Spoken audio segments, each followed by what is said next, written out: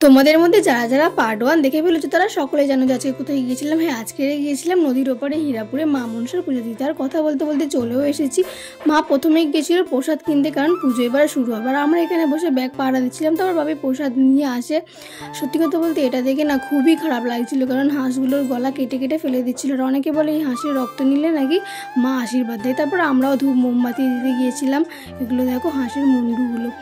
তারপরে এসে আমরা পুজোর প্রসাদ খাই প্রথমে, আর মা ঘরে থেকে ঘুগনি মুড়ি চপ এসব করে নিয়ে গিয়েছিলো। তারপরে আমরা সময় নষ্ট না করে বেরিয়ে পড়ি, কারণ নদীর ওপারের রাস্তা, ঝড় বৃষ্টির দিন।